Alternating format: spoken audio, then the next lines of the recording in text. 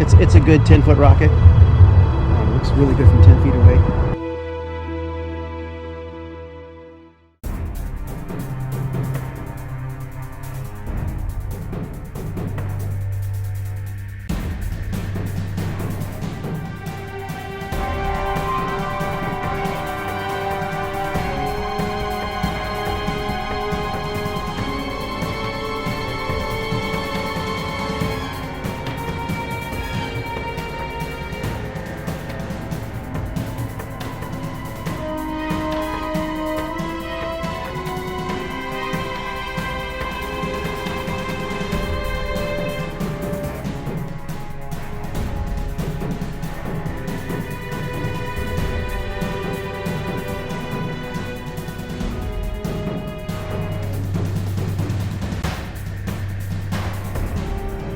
This is the only finished rocket I have that I built when I was a kid.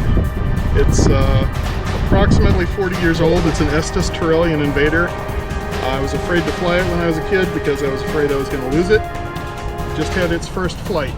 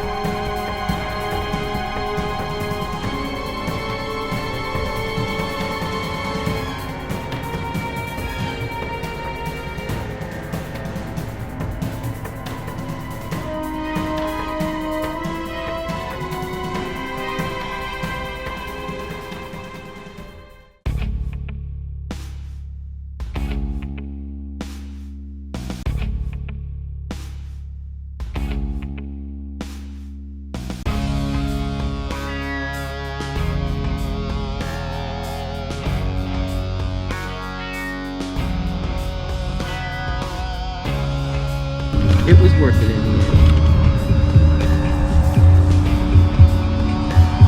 And notice these are on the metal pins, because when I first built it, they were just small, like dowel rod, and it was my Apollo 10 commemoration event. There was this huge gust of wind that came just before we were going to do the countdown and blew the whole thing over. It even picked up a, it was like a tent that we had that lifted that up too. I mean, it was a huge load. So much for doing the Apollo 10 commemoration. That was a complete failure, but it was a success because in every failure there's lessons learned, and that's why I went with the pins that are a lot longer. They're like an inch and a half longer, so that way it's no way it's going to blow over in a wind. The tower may fall off, but the base is going to stay in place. And then I've got screws here as well too, so I can just anchor it down just to make sure. It's held down to the base by the C-rail, so the rails for it will, or the pins I have will go into that rail, and that's what holds it into place on the pad. Until I hit 0, and then we watch the show. The rockets. You know, there's another piece of the pad missing here. Train. Very good. Very good. And so I've got this right here, so it connects to that, and then there's a wire underneath there that's just left up in there. So it works, and this thing runs wherever you have it on the pad. Oh, that's cool. Yeah. And so this here, the story about this pad was actually a mistake, because I meant to have this center, and I accidentally offset it. And I was like, crap, I messed up. Now what am I going to do? And then I thought, let's make it turret. So with this offset, then what I ended up doing was that now the only time it touches these handmade gears here is when it's on that side. So it's a turret, which makes it even go slower, which is kind of cool. So out of mistakes, you're like, okay, how can I fix it to make it better? And that's always, I think what it is, no matter what you do, yeah, you screw up. But now what do you do to fix it? You know what I mean? So that's lessons learned on that one. That's the trick though, is getting this, and then I gotta line that up and get that to slide in, and bam, we're set. So, and this can go there. Although Right now I kind of have an issue because those wires pull loose from the plug. So this doesn't work right. It worked this morning and then it stopped working. It's like, dang it, of all the time. Oh, those are wireless. Hey, what? Hey, what are you doing here? Get off my pad. Wrong pad.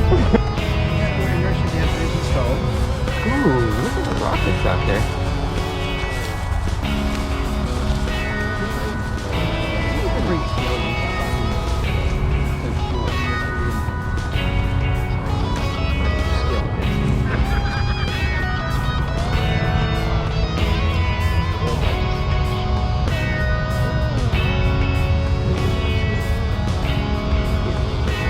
How about the C-rail, what, back in 1970s?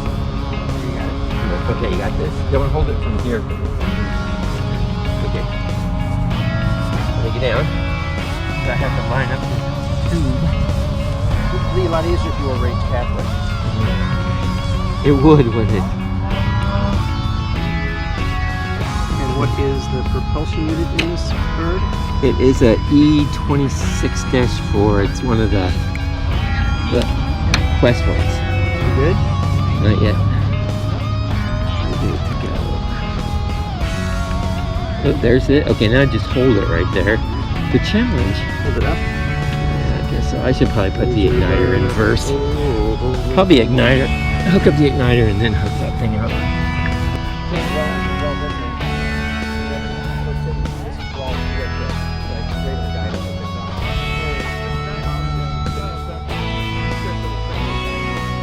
They want to fire it. Yeah, it's working. All right. Looks great. Good, thanks. 10, 9, we have ignition sequence start. The engine's now building up.